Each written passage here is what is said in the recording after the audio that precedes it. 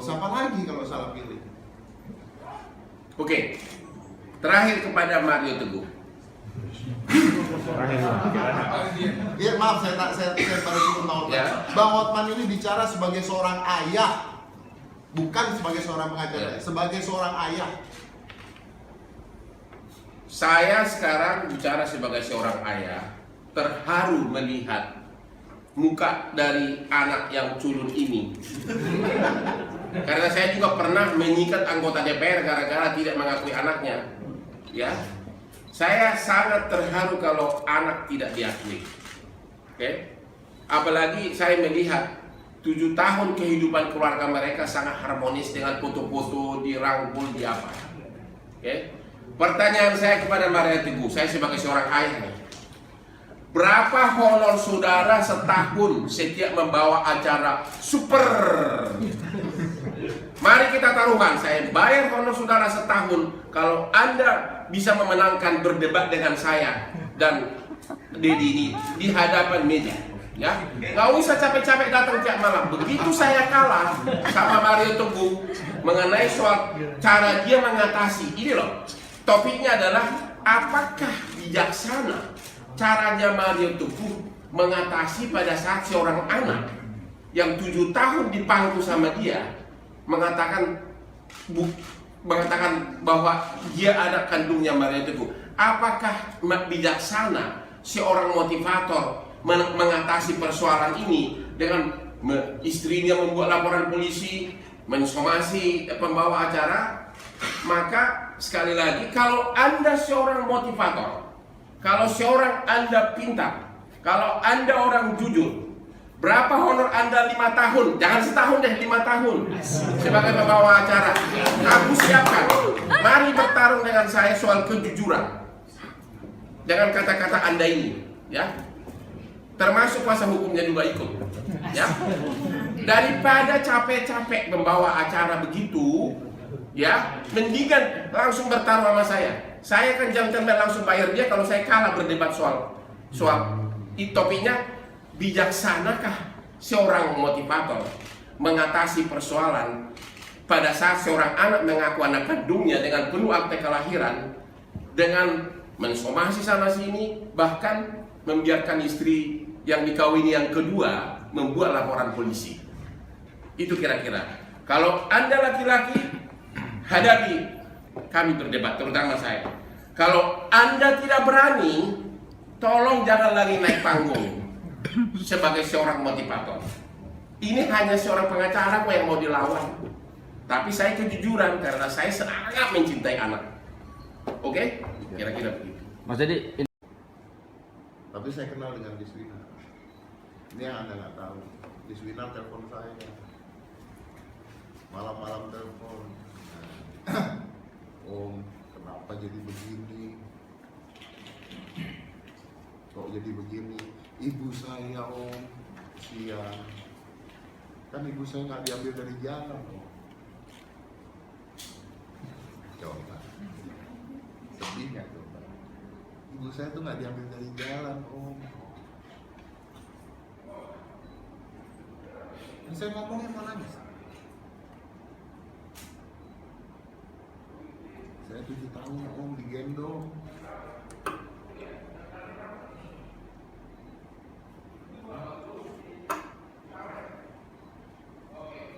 Ini saya mau nangis karena saya seorang anak. Om, saya 7 tahun, Om. Saya dipeluk, saya digendong. Saya disomasi, Om.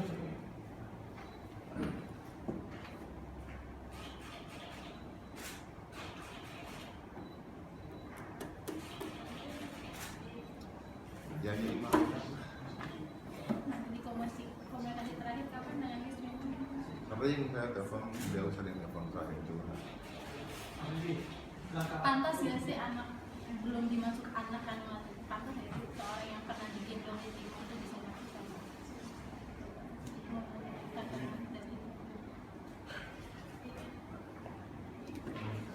bahkan adik kandungnya bisa. Gimana ya? Lucu gitu, kalau ngeliat itu tuh lucu, kesian terus sebenarnya kesian. Iswinar itu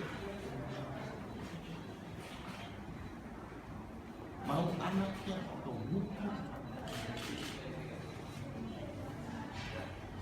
Ini kan kalian wartawan. Pernah lihat saya gitu? Saya cerai aja nggak gitu. Saya pernah bicara sama Aska. Aska, bercanda ini bercanda. Aska, kalau kamu ternyata ketukar di rumah sakit gimana, Aska? Bercanda. Nangis dia. Padahal bukan. Terus saya nanya, kamu mau nyari papa kamu yang benar nggak? Nggak mau. Dia nanya sama saya, papa mau cari anak papa yang benar? Saya bilang nggak mau. Udah 10 tahun, udah 7 tahun saya tiap hari tolong. Keluarga itu bukan dari darah. Keluarga itu dari cinta. Keluarga itu dari sayang. Saya sama pembantu saya, pembantu saya itu saya sekolahin, saya kuliahin, bukan anak saya.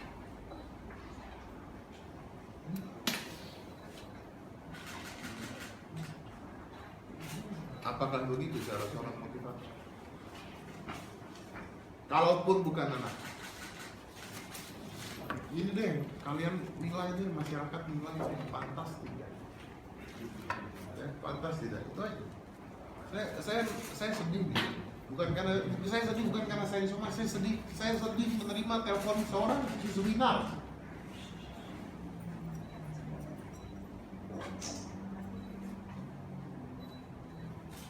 Ya, kalian nggak pernah ditelepon kan? Iswinar telepon, ya, dengan terbata-bata.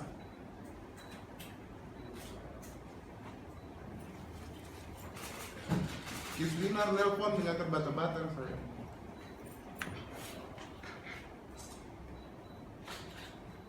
Om, saya disomasi sama ayah saya sendiri.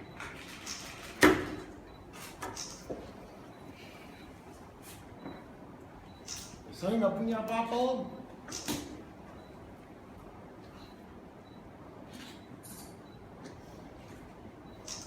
Saya takut.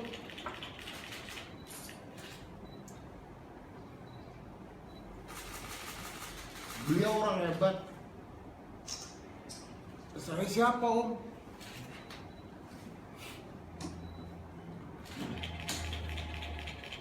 Tanya ke Iswinar.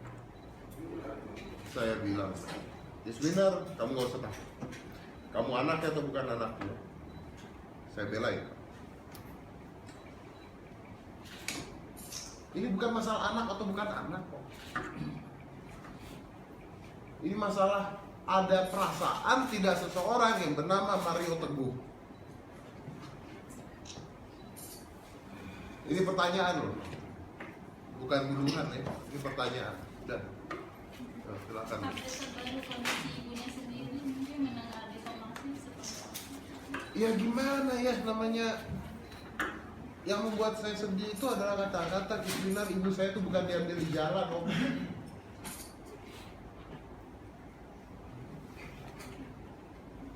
Ya syok lah namanya ibu-ibu.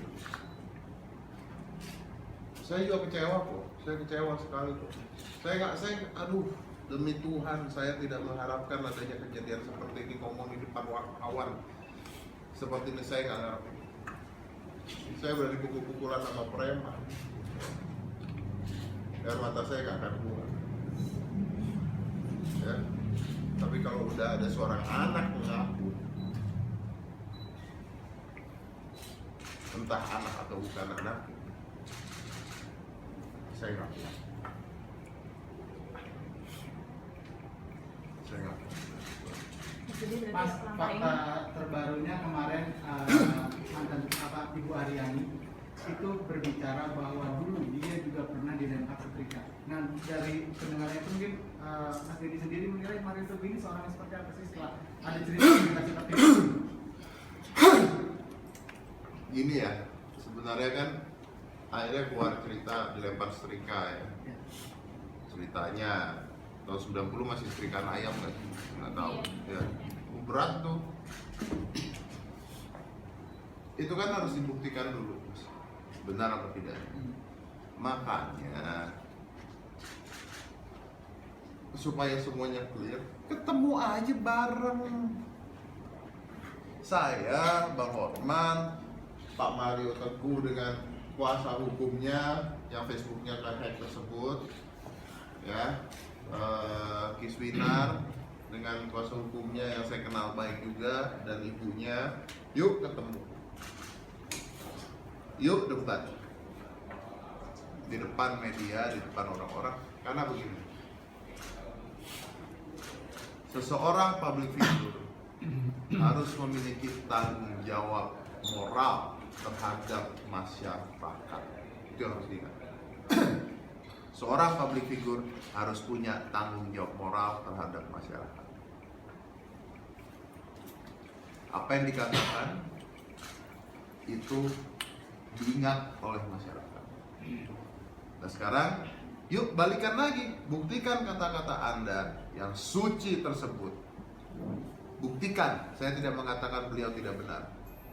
Yuk buktikan kata-kata Anda yang suci tersebut sama dengan perilaku kehidupan Anda sehari-hari. Kalau Anda bisa buktikan tersebut, beres masalah.